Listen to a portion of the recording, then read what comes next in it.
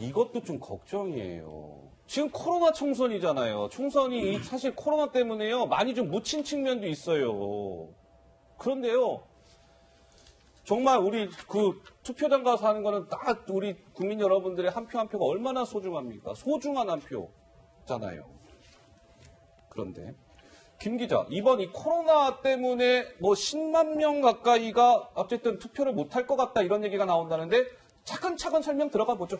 그렇습니다. 정부가요. 일단 선거는 얼마 안 남았잖아요. 안 남은 상태에서 조금 뭔가 방역 차원에서 자가격리라든지 개인 방역 이런 거를 좀 철저히 단속하겠다라는 입장을 보이면서 투표를 그러면은 과연 할 수 없는 사람은 누군가 여기에 대해서 투표권과 뭔가 상충되는 그런 모습이 보이고 있습니다. 어떤 얘기인지 먼저 정부의 입장을 들어보고 오시죠. 오늘 0시부터 모든 입국자들에 대해 자가격리가 의무화되었습니다. 자가격리는 우리 공동체의 안전을 지키기 위한 법적 강제 조치입니다. 위반 시 어떠한 관용도 없이 고발하거나 강제 출국시킬 것입니다.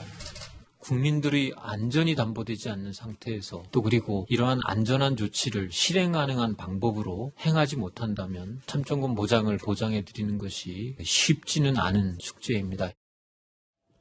해외 유입 확진자가 늘면서 어제부터는 입국자에 대해서 전원 2주 자가격리를 의무화하고 있습니다. 그렇죠. 그러니까 오늘부터 입국자부터는 총선을 투표할 수 없는 거예요.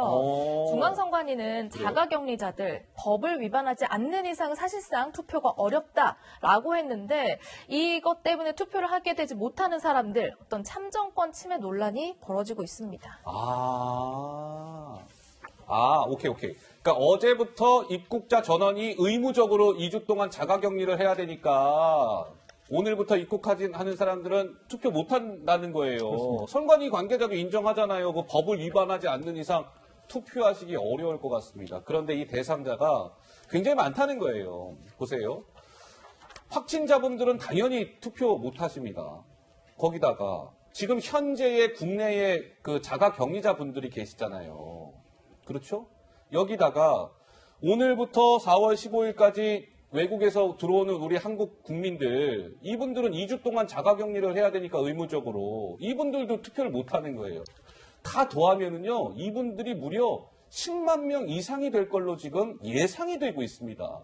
참정권 침해 논란이 당장 불거졌습니다. 최수영 평론가. 네. 예. 그러니까 지금 사실 그동안은 우리 사회에서, 그러니까 우리 선거에서 투표를 견인했던 게 그 사전 투표하고 이제 재외 국민 투표 이런 것들이었어요. 그런데 지금 재외 국민 투표조차도 지금 8만 6천 명 정도가 못하게 돼 있습니다. 그러니까 외국에 사는 우리 국민들, 그렇죠, 예. 그분들도 8만여 명이나 못해요. 못해요? 50%밖에 못했어요. 그래서 그 8만 합하면 아까 조금 전에 지금 그래픽이 나온 대로 합하면은 잠깐만 18만 정도가 투표를 못하게 되는 거죠. 네. 게다가 지금 뭐 사전 투표 열기도 그렇게 뜨겁지 않고 해가지고 지금 이게 전체적인 투표율에 굉장히 악영향을 끼칠 수가 있는데 물론 참 그런 게 있죠.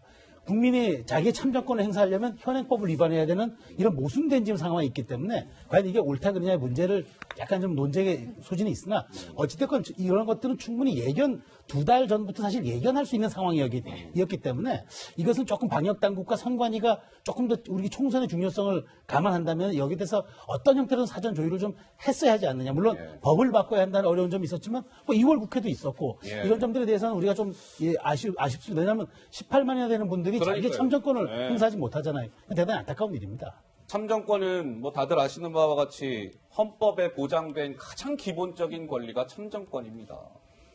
근데 지금 투표 못 하시는 분이 재외국민까지 합하면 18만 명이라는 거예요. 그럼 여기에서 좀 생각해 봐야 될 것은 오케이 좋습니다. 코로나가 어제 오늘 일이 아니잖아요. 총선 4월 15일 날짜가 뭐 한 일주일 전에 정해진 겁니까? 아니잖아요. 총선 4월 15일은 진즉에 정해져 있는 날짜 아니었습니까? 그러면 정부가 미리미리 저분들에 대한 투표를 어떻게 진행할지에 대한 대책을 고민하고 내놨어야 하는 것 아닙니까? 라는 비판과 지적. 우리 장유미 변호사는 어떻게 생각하세요? 네, 그렇기 때문에 이제 코로나 국면에 접어들면서 당장 나왔던 게 이 총선 일자를 연기해야 되는 거 아니냐라는 이제 여론들이 있었는데요. 현행법상 연기할 수 있긴 하지만 어떤 대통령의 결정으로 굉장히 불가항력적인 상황이 도래해야 되는데 아마 법률적으로 지금 상황을 불가항력적인 상황으로 판단은 하지 않았던 것 같습니다. 그렇다면 이제 말씀하신 것처럼 선거법을 다소 손질하더라도 그 사전 선거 투표 기간이라도 연장을 한다든지 아니면 뭐 안철수 전 대표가 제안한 대로 지금 이제 15일로 되어 있는 일자를 하루에 끝낼 것이 아니라 한 2, 3일로 분산 좀 투표. 연장한다든지 이런 방안을 미리미리 좀 준비를 해놨으면 참 좋지 않았을까 아쉬움이 남습니다. 저희 시청자 여러분, 정치 데스크가 지금 이 18만, 아니, 우리 이제 저 재외 국민들 말고요, 그러면. 일단 국내에서 한 10만여 명이 투표를 못할 것 같다는 거잖아요. 좀, 뭐랄까, 대안? 이런 거 한번 좀 고민해 보겠습니다. 이 시간에. 정치 데스크가. 자, 장 소장, 이게 지금 어떤 풍경입니까? 지금 드라이브 스루입니다. 예. 저거는 캐나다에서 캐나다예요? 2017년도에 저렇게 투표를 했었어요. 저런 선례가 캐나다에 있었습니다. 예. 그리고 이제 어떤 누리꾼들은 이렇게 얘기를 합니다. 투표 시간을 6시 반부터 1시간 정도는 늘려서 자가격리한 분들 와서 좀 투표할 수 있게 하자. 그런 이제 누리꾼의 제안도 있었고요. 예. 모바일 투표하는 것은 어떠냐 이런 식의 제안도 있었는데요. 예. 이것은 다 안 됩니다. 왜 안 되냐면 왜 안 돼요? 선거법을 바꿔야 됩니다. 선거법에 그래요? 159조, 38조 이런 것들을 다 바꿔야 되는데요. 아이쿠야. 38조 같은 경우에는 거소와 선상 투표가 있어요. 네. 그렇기 때문에 해외에서 지금 투표 못하는 분들이 독일에서 헌법소원을 내지 않았습니까? 그분들이 투표를 못하는 것은 우편 투표는 국내에 거주하는 사람만 하게 돼 있어요. 아, 그래요? 외국인은 제외하게 돼 있습니다. 거소 투표가. 예. 그렇기 때문에 예. 지금 외국에 계신 유권자분들이 투표를 할 수 없는 것이고요. 예. 결국에는 이제 또 159조 같은 경우에는요. 투표를 할 때는 이런 각인 안에 사람 인자가 들어가 있는 그걸로 찍어야 된다고 돼 있어요. 아, 그래요? 예, 그렇기 때문에 거소 투표가 안 되는 거고 예. 이러한 법 개정 같은 경우에는 21대 국회가 좀 더 면밀하게 해야 되는데 모바일 투표나 인터넷 투표 같은 경우에는 상당히 선관위에서 난색을 표해요. 왜 그렇습니까? 신빙성, 대리, 조작 이런 것에서 지금 우리가 확신할 수가 없다라는 것 때문에 지금 못하는 거고요. 예. 드라이브스루 같은 드라이브스루 저건 선거법 안 바꿔도 되는 겁니까, 저거는? 되는데요. 되는데 책임을 못 지겠다는 거예요. 책임을 못 지겠다. 저렇게 하다가 사고가 나면 누가 책임지냐. 그렇기 때문에 선관위 같은 경우에는 네. 전례가 없고 국회에서 입법상으로 안 된 것들은 하지 않습니다. 그렇기 때문에 저거는 선관위에 맡겨두는 게 아니라 국회에서 처리해야 될 문제라고 보여집니다. 미리미리 좀 많이들 좀 고민들 해주셨으면 참 좋았을 텐데요. 뭐 국회가 됐든 우리 정부 관계자 여러분들께서든 참 참정권 침해 논란이 당장 불거졌습니다. 네. 자, 이번에는 참 코로나 때문에 고통받고 있는 국민들이 너무나 많습니다. 코로나에 감염되지 아니했더라도 얼마나 지금 많은 분들이 힘들어요. 장사 안 돼서 지금 뭐 굶어 죽게 생겼습니다. 하소연하는 분들 많고요.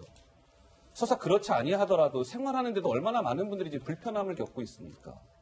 그런데 한 자치단체장이 김 기자 일반 시민에게 욕설을 퍼부어서 논란이 되고 있습니까?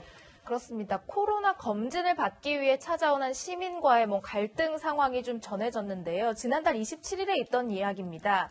전주에 사는 한 40대 남성이 나 전주에 사는데 군산에서 검사를 받아도 됩니까? 물었을 때 군산시 보건소 직원이 괜찮다고 해서 이분이 여기를 온 거예요. 오케이, 그랬어요. 그런데 검사 받기 위해서는 대기 시간이 있으니까 한 1시간가량 대기했는데 차례가 되니까 이렇게 얘기했다는 겁니다. 뭐라고요?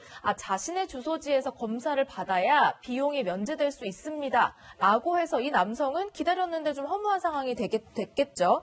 그래서 항의를 하게 됩니다. 왜 미리 안내를 해주지 않았습니까? 이렇게 항의를 했을 때 이 군산시 보건소 직원이 지금 여기에 시장님이 와 계시니까 그렇게 큰 소리로 말씀하지 마시고 목소리 낮추라고 말합니다. 그래요? 그러니까 A씨가 차를 몰아서 다시 보건소를 떠나려고 할 때 뭔가 이 갈등 상황을 정리하고 싶었나 봐요. 보건소 직원이 오해를 풀자면서 차를 다시 불러 세웠어요. 했어요. 그랬어요? 얘기 좀 하고 가시죠. 어이구. 했는데 차를 세웠는데 그 순간 군산시장 차가 보건소를 출발하는 상황이 되니까 그런데? 이 보건소 직원이 A씨를 놔두고 군산시장 차로 가는 거예요. 그러니까 이 A씨가 약 오르는 상황이 될 수밖에 없었잖아요.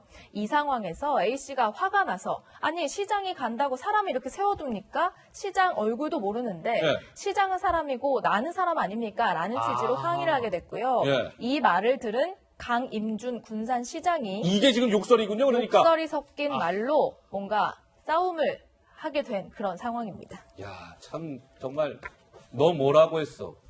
내가 시장이다. XX야. 어린 X의 XX가 어디서? 그 다음 제가 안 읽을게요. 저 실제로 저렇게 시민한테 했단 얘기예요. 근데 저 A씨가 40대 남성인데 뭐요 저기? 어린 뭐 X가. 별로 안 어려 보이는데요. 40대면. 저런 것은 집어넣어 버려야 된다. 어느 분이 말씀 주시겠어요? 어느 분 우리 최수영 평론가 말씀하시겠어요? 저는 두 가지 측면에서 좀 그 큰 문제를 한번 좀 지적하고 싶은 게 첫 번째는 선출된 공직자는 국민에 대해서 무한 책임을 져야 합니다. 어떠한 일이 있어도 공복 우리가 공복이라고 하지 않습니까? 공복답게 국민을 받들어야 되고 두 번째는 선제적 사과를 했었어야 되는데 피해자가 페이스북에 글을 올려서 비로소 사회 문제가 되고 여론이 끓은 후에야 사과했다는 것은 저는 사과의 진정성을 저는 문제를 제기하고 싶은 거예요. 공직자로서 선출된 공직자로서 특히 모범을 보이고 자기 관리에 엄격해야 될 대상자가 저렇게 했다는 점에 대해서는 100번 비판받아도 마땅합니다. 저희 단체장이시잖아요. 그렇잖아요. 예. 그런데 군산시장이시죠? 저분이 군산시장. 네, 그렇죠. 예. 네.